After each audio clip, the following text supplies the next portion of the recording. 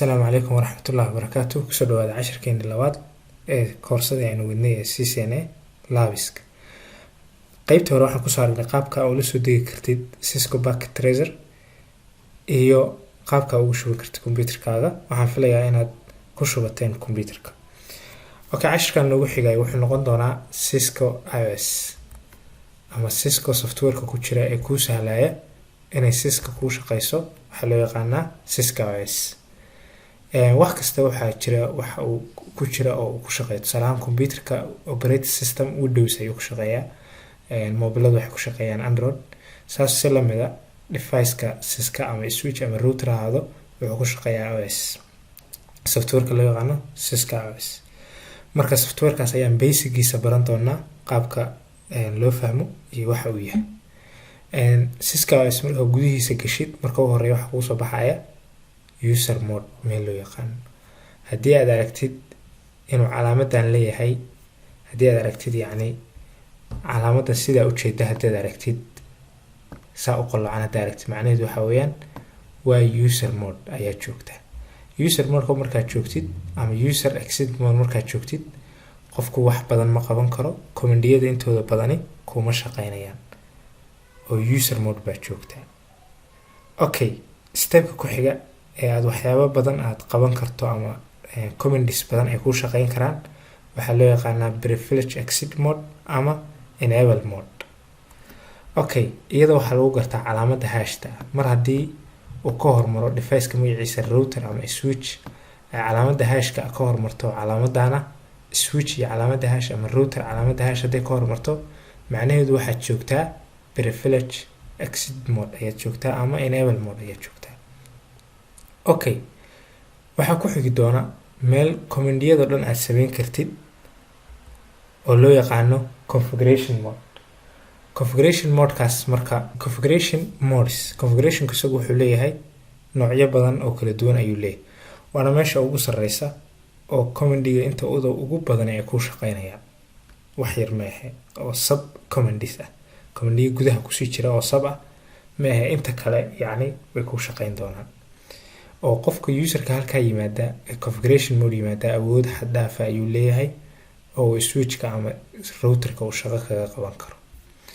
okay, command-igaas configuration mode-ka sida kan hashta iyo calaamada tan loogu garto user mode-ka hashkana loogu dareemo inaad enable mode joogto ama privilege mode, sida lamida configuration mode-ka waxaa lagu gartaa config hash. markaad joogtid config hash oo switchku saa u qoran yahay ama routerku uu router bracket config hash uu joogo, waxaad joogtaa mode-ka loo yaqaano global configuration mode ama configuration mode-ka globalka ah. yani si guud global ayaad joogtaa. subcategory ayuu leeyahay. tusaale ahaan config if markaad joogtid waa interface mode ama interface configuration mode baa joogta. config line baa jira waa console interface mode marka console-ka ku dhex jirtid. marka mid kasta oo sub ah aad sii geshid config router baa jira oo isna markaa routing-ka aad ku jirtid weeyaan interface-kiisa. mar kastaba aad gudaha sii geshidba config waxbaa sii raacaya. mana badna inta badan wayna wada arki doonaa ifta iyo line-ka iyo kulliba. marka waxaynu fahnay inuu yahay switch mode-ku inuu yahay markay calaamadu saas tahay enable mode buu joogaa. markay hashta tahayna wuxuu joogaa privilege mode. markuu config hash yahayna waxaad joogtaa global configuration mode. okay, si toosa marka aynu u aragno qaabka oo Packet Tracer-ka aan soo kicin. okay, Packet Tracer-ka ayaan soo kicinay. Packet Tracer-ka haddaynu aragno tusaale ahaan device ayaa ku dhufan kartaa ama network devices. haddaa rabtid marka router, haddaa rabtid switch, marka switch aan ku dhufano mid ka mid switch-yada aan soo qaadno halka aan dhigano. sidaas la mid ah computer kale aan soo qaadano endpoint device xabad computer halka aan geeyno. okay, xarigan ayaan ku dhufanaynaa. xarigan ayaan dooraynaa u shisheeye oo automatic noogu ogolaanaya straight iyo wuxuu yahayba. marka switch-ka ayaan ku dhufanaynaa kadibna labadooda toos ayay isugu keen xirmayaan. okay, marka sidan ayaa loo sameyn karaa network topology dhammaystiran oo switch iyo router isugu xiran. waynu arki doonaa practical iska dambe ayaynu ku arki doonaa. marka hadda switch-ka kale markaan gudihiisa galo oo aan saa ugu dhufto halkan waa interfaceka qaabka uu yahay switchka waa 24 god buu leeyahay tusaale ahaan kan oo kale wuxuu leeyahay 12 god iyo 12 god waa 24 god kuwa ayaa waxay yihiin 48 god ah kuwa 16 way isugu jiraan marka switchkan muuqaalkiisa waa sidaas okay CLI giisa ayaan tagnaa anigu command line-ka ayaynu inta badan wax ka qaban doonaa okay command line-ka ayaa wax ka qaban doonaa marka si aynu farta si fiican ugu aragno preference-ga waxaynu kordhinaynaa fontiga ayaynu kordhin doonaa size-keeda 8 meesha waxaan ka dhigaynaa 13 okay marka dib aan hadda u soo furno xogaa fartiga weynaatay okay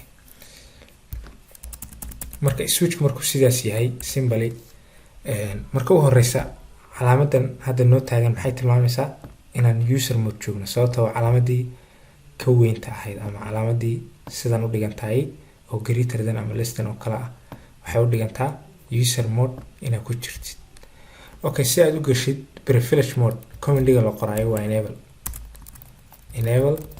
enable markaad tiraahid waxaad gelaysaa maxay hash inuu wato marka hash ay wadato macnaheedu waxaad joogtaa global waxaad joogtaa privilege mode ayaa joogtaa si aad u tagtid global configuration mode yani commandiyada aad qaban kartid aad ayay u badan yihiin tusaalahaan haddaan ku laabto exit haddaan dhaho waxaan ku noqon doonaa user mode haddaan calaamad su-aal dhaho commandiyada aan qori karayo waa intaa aan isticmaali karayo calaamad su-aashu waa help waa caawiye waxay ku caawinaysaa dhammaan commandiyada aad qori kartid inaad arki kartid calaamad su-aasha iyo taabta waxay ka mid yihiin waxyaabaha ku caawin kara haddaan hadda enable qoro oo aan taabto taabku waa yani xarafka taab oo computerka taabkiisa enable haddaan taabto isaga is dhamaystiraya en haddaan qoro keliya isaga is dhamaystiraya marka calaamad su-aasha iyo taabku wuxuu ka mid yihiin waxyaabaha keyboardkaaga aadka kugula socon doona ee ku caawin doona ay ka mid yihiin oo aad ku fahmi doontid commandiyada aad khaldaysid xitaa kuu dhamaystiraya oo iyagu kuu saxaya okay calaamad su-aal haddaan dhaho enable mode markaan soo galo ama enable mode markaan soo galo calaamad su-aal haddaan qoro macnaheedu waxa weeye waxaa ii soo baxaya commandiyo aad u badan oo ka badan kuwii hore intaasoo commandi ayaa ii soo baxaya marka markaa isku fiirisid privilege mode ama user mode markaa fiirisid oo inta keliyata ahaa iyo markaad fiirisid enable mode ama privilege mode markaa fiirisid oo isaguna intaas command waxa command badan privilege mode waxa ka sii command badan markaan config terminal dhaho haddaan dhaho terminal te baan qorayaa tab baan dooranayaa isaga ay dhamaystiraya config terminal haddaan dhaho calaamad su-aal aan dhaho commandiyada aan qori karaay iyaguna way sii badanayaan maaragtay hadda weliba tana dee device virtual aan isticmaalayna laakiin markaan device-ka caadiga ah oo switch-ka caadiga ah isticmaalayno commandiyo badan oo hadda naga maqan ayaynu arki lahayn okay marka commandiyada hoos kusii jiraan interface-ka ama interface-yada ama sub commandiyada tusaale ahaan haddaan dhaho line console 0 haddaan dhaho wuu isbedelay calaamadii waxay isku bedeshay config line yani awal waxay ahayd global configuration oo config baan joogo hadda laakiinse sub category baan sii galay oo ah config line okay si aan uga soo baxo aan globalka dib ugu soo noqdo waxaan isticmaalayaa exit haddaan rabo inaan dib usii noqdo oo privilege mode aan ku noqdo exitdaas marka waxay keenaysaa inaan dib ugu noqdo privilege mode markastana waxaan isticmaalayaa tab oo day ex intaan qoray ayaan tab iri markasta tab ayaan isticmaalayaa si commandiga uu igu dhamaystirmo commandiga si fudud exe haddaan qoro oo aan taabto exit isaga dhamaystiraya aanan qorinba marka horeysa marka user mode baan joogaa calaamadu markay sidaas tahay si aan privilege mode u tago ama enable mode u tago waa inaan qoraa enable en haddaan qoro oon taabto isaga ayaa is dhamaystiray enable markaan iri waxaan imid privilege mode ama enable mode baan imid haddii aan qoro config fi haddaan qoro oon taabto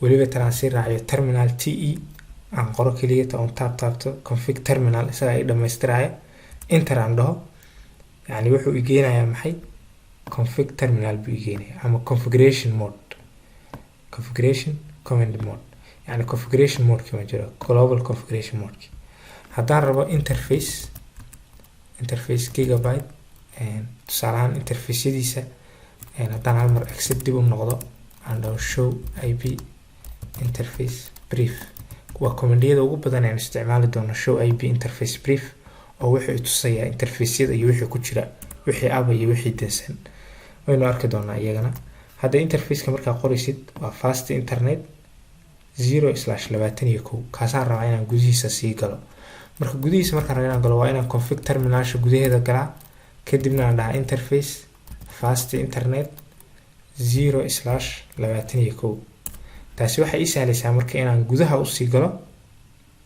config oo globalki aan ka tago oo aan tago config if interface baan gudihiisa sii galay okay haddaan rabo inaan dib uga soo noqdaa exit baan isticmaalayaa exit okay halkaa waxaan fahnay user mode qaabka uu yahay privilege mode in hashku ay wadato global configuration mode oo iyadana config hash ah iyo if oo markaa gudaha gashid interface gudihiisa aad gashid iyo line oo markaa console dhex gashid okay ama vty oo kale baynu arki doonaa okay qaybta kale ku xigta waxa weeyaan initial configuration command yani configuration commandiga ugu horeeya ee device kastaba laga qabto maxay kala yihiin yani device cusub baa heshay oo router cusub ama switch cusub baa heshay waxyaabaha asaasiga ee marka u horeeya laga qabto u horeeyaba configuration u horeeya la sameeyo commandiyadoodu maxay yihiin marka u horeysa waxa la sameeyaa marka stop syslog message from interrupted marmarba qaarkeed waxa laga yaabaa adoo wax qoraya in message ay iska soo boodaan oo waxaas isbedelay ama interface baa damay ama interface baa daarmay messagedaas ay ku wareeriyaan marka u horeysa shaqada la qabto waxa marka messagadaas la iska istaajiyaa messagadaas ay iska istaajisid line console 0 ayaa gelaysaa kadibna waxa qoraysaa login synergize يعني line console 0 console marka ku xirto console waxa laga wadaa interface yar oo waxa jira switch gadaashiisa ku yaala interface-kaas tusaalahaan switch markuu kan yahay interface yar oo waxa jira network RJ45 uu gali karo oo gadaal uga yaala interface-kaas xarig baa lagu xirayaa ama network cable kaas waxa la gelinayaa marka computer-kaaga ama laptop-kaaga ayaad ku xiraysaa network cable-kaas marka computer-ka network-giisa kuma xirmaayo inta badan USB baa u dhaxeeya oo serial port baa la dhahaa ama wuxuu ku xirmayaa USB ahaan buu ugu xirmayaa ama computer-ku hadduu serial port leeyahay serial port-ga isu gelaya marka xariga halkan la gelinayo waa xarig roll over cable baa la dhahaa ama console cable baa la dhahaa waa cable gooni ah oo si gooni ah console cable loo dhaxweeyaan okay config line marka console-kaas aad gelaysaa oo line-kan ah line console 0 kadibna login synergize ama login synchronize yani inuu kaa joojiyo message-yada kuu soo dhacay okay kaas aynu qaabkaynu marka u sameynaa markaan sameynayno waxaan tagaynaa config terminal gudaha u gelinaa horta global configuration-ka anagoo joognaayo waxaan leenahay marka line console 0 kadibna waxaan leenahay login synchronize ama login synchronize baan leenahay ama inuu markaa message-yada soo dhacaya ee yani interface hadda inkastoo commandiyo badan aynaan qorin oo message badan aynaan arag laakiinse marka aad console-ka isticmaalaysid oo si live baro waa inaad geshid login waa inaad tiraahdaa waa inaad marka hore line console 0 tiraahdaa kadibna aad login synchronize tiraahdaa ama synchronize okay step ku xiga waxa weeyaan shaqada ku xigta ee la qabanayay waa inaad joojisid DNS resolution waa inaad ka xirtaa oo markastoo xaraf khaldan aad taabatid wuxuu isku dayaa inuu resolve gareeyo marka switchki jump ka noqonaya cabaar buu ka istaagaya marka waa inaad iska joojisaa see markay isaga joojin kartaa waa inaad tiraahdaa no IP domain lookup waa inaad IP domain lookup-ka ka qaadaa no IP domain lookup okay no IP domain lookup waa inaad tiraahdaa oo aad markaa ka qaadaa yani IP-gaas inuu IP raadiyo yani marka DNS resolution yani wixii yara ay qortay ama xaraf hadduu kaa khaldamo ama sid kale aad number u qortid wuxuu isku dayaa inuu resolution sameeyo resolution maxaa laga wadaa يعني switchki wuxuu la xiriirayaa DNS-ka oo wuxuu leeyahay IP-ga ama magacaas ayaa la dhahaa buu leeyahay. يعني switchki adoo configureynaya oo shaqo ka wada ayaa waxa laga yaabaa inaad taabato xarafka A inaad si khaldan u taabato kana mid ahayn command-yada switchki marka wuxuu isku dayaa inuu resolve gareeyo, wuxuu isku dayaa eedaas IP-geeda inuu helo, marka wuxuu isku dayaa inuu domain-ka ku xirmo, DNS-ka inuu ku xirmo oo eedaas usoo raadiyo IP number uu usoo raadiyo. marka saas awgeed inaad iska xirtid waaye si aysan kaaga jam gareyn yani shaqadaada. no IP domain lookup. okay, idan aynu aragna cilada marka hore kadibna sida loo joojinayo aynu aragno. marka cilad wax kale ma ahan, waxa weeyaan tusaale ahaan halkan anoo jooga ayaan AA qoray, yani waxaad dareemaysaa inuu translating AA domain server broadcast ayuu diray 2525 oo domainka ayuu raadinaya, xitaa domainkii uu leeyahay domain ayuu raadinaya. marka taas waxay kaa qaadanaysaa inaad cabaar sugtid intuu kasoo jawaabaya ama aad F6 taabatid oo aad khasab ku damisid. marka saas awgeed si aysan ciladaas joojisaa oo aad ka saartaa in uu domain lookup sameeyo, hadda inaan cabaar sugnay noqonaysaa intuu ka istaagayo. control F6 waa la taaban karaa, laakiin waxa ay go'aya slide-ka ama cashirka ay go'aya. okay, intaan dhahno aan sugno. marka saas awgeed wuu ku jam gareynayaa oo wuxuu kaa qaadanayaa waqtiga qayb kamid ah ayuu qaadanayaa inta sugaysid ee uu kasoo jawaabayay ama uu ka raadinayo DNS-kaas. wuxuu isku dayaa xarafka A qortay inuu helo IP address uu ku resolve gareeyo inuu helo. okay, markuu soo waayay unknown command and computer name kan lama garanayo yiri AA lamana helin, computer address-kaas yani ma helin. yani wuxuu isku dayaa inuu soo raadiyo IP-giis ama command-ga kan qortay waa khalad buu yiri. marka saawga si ciladaas kuugu dhicin hadda markaynu no IP domain yani config terminal aan kala sorry config terminal kadibna no IP domain lookup lena exit command-gaas wuxuu ugu qormilayahay no IP kadibna calaamad su'aal aan dhaho no IP yani command-gaas ma jiro leeyahay. config terminal haddaan gudaha u galana no IP calaamad su'aal يعني وجدنا no IP markaan dhaho domain lookup يعني waxa command-ga marka hada xitaa garan weyd waad baari kartaa no IP domain lookup. no IP domain lookup marka waxay naga caawinaysaa inuu istaago oo uusan sidaa sameyn. hadda exit haddaan dhaho aan dib ugu noqdo exit kala haddaan ku noqdo tusaale ahaan AA baan qoray, markii hore cabaar ayuu qaadanayay oo uu isjaam galinayay bahalka dhan ilaa uu kasoo helayo jawaab, laakiin hadda resolution-kii wuu joojiyay inuu DNS-ka raado isla markiina uu soo jawaabay oo wax cilada naguma yeelan. okay, marka no IP domain lookup taas ayay naga caawinaysaa inuu joojiyo DNS resolution-ka inuu naga xiro. okay, aynu marka ku noqono shaqada kale ku xigta waxa weeyaan device host name. waa inaad magac siisaa device-ka inaad magac u bixisid waaye oo magac siisid. tusaale ahaan magaca aad siinaysa host name-ka area 1 switch 1, area-da koowaad switch-ka koowaad, ama building-ka koowaad ama magaalo hebel switch 1 inaad magac u bixisid. magaca markaad u bixinayso waa inaad global configuration mode-ka aad joogtid. waynu soo sheegnay user mode iyo enable mode iyo global configuration mode. haddaa calaamadan aragtid macnaheedu waxa weeye global configuration mode ayaad joogtaa. marka host name kadibna magac u bixi host name A1 area 1 switch 1 baan u bixinaynaa tusaale ahaan. okay, let us see qaabka inuu magaca. okay, switch-ka ayaan ku jirnaa, magaciisa hadda waa switch. marka waxaan leenahay enable. marka magaca u bixinayso waa inaad joogtaa global configuration config terminal waa inaad tagtaa, waa inaad halkaa joogtaa. halkaa adoo jooga ayaad command-gaas kuu qormi karaa. haddii aan exit dhaho anoo halkaan jooga haddaan dabca inaan host name qoro ima soo baxay, xitaa calaamad su'aal haddaan doorto weli ima soo baxay, waa unrecognized yani command-ga kan lagama yaqaano halkan. haddaan laakiinse global configuration-ka galo config terminal aan dhaho aan qoro host name aan dhamaystiro calaamad su'aal haddaan taabtana wuxuu isoo saarayaa word yani erey baa ku xiga. host name markaa qortid magacii shay buu sugayaa, erey buu sugayaa. ereygaas marka wuxuu noqonayaa area 1 switch 1. magacii marka switch ahaa haddayd fiirisid markii hore muxuu ahaa? markii hore switch buu ahaa. global configuration-ka xitaa markaan tagnayna switch buu ahaa, laakiinse hadda maxaynu ka dhignay area 1 switch 1 waynu bedelnay yani hostname-ki marka magaca device-ka inaad bedeshid waa waxyaabaha ugu horeeya ee basic configuration-ka laga qabanayo switch-ka.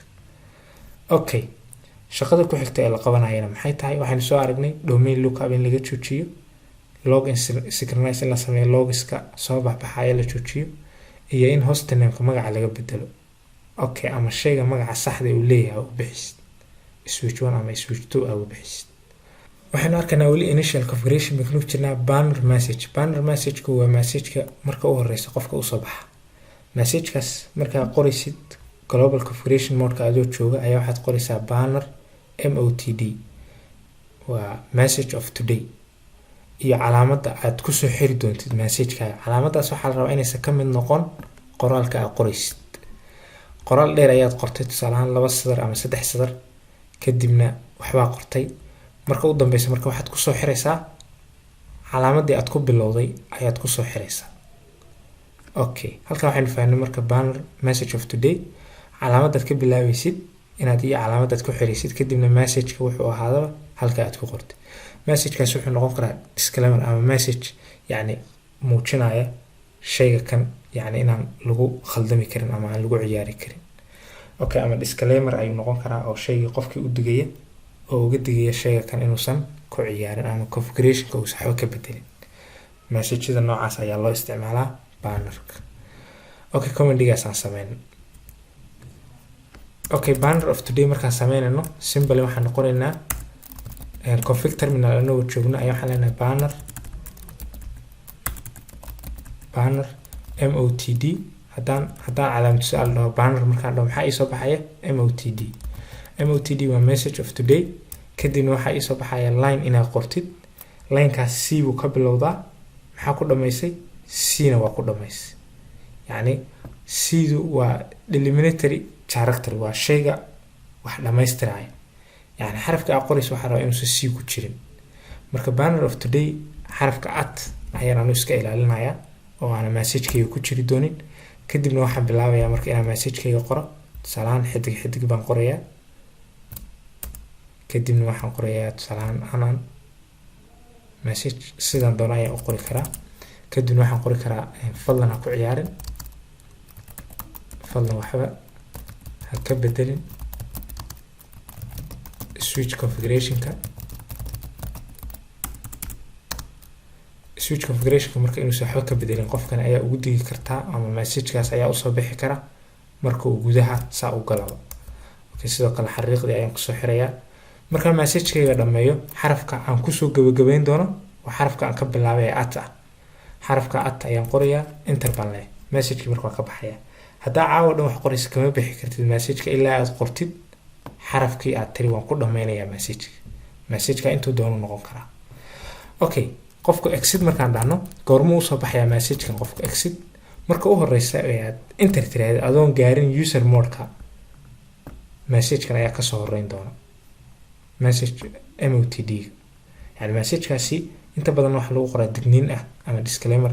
yani waxaynu arki doonaa marka show command isagu waa command-yada loogu talagalay in wax lagu soo muujiyo ama in wax lagu baaro. switch configuration-ada kuu samaysan iyo waxyaabaha kuu samaysan oo dhan markaa rabtid inaad baartid waxaa isticmaali kartaa show command. marka show command intaas soo baragta gareeya insha Allah. casharkeena ku xiga doona ayaa waxaan ka dhigi doonaa show command.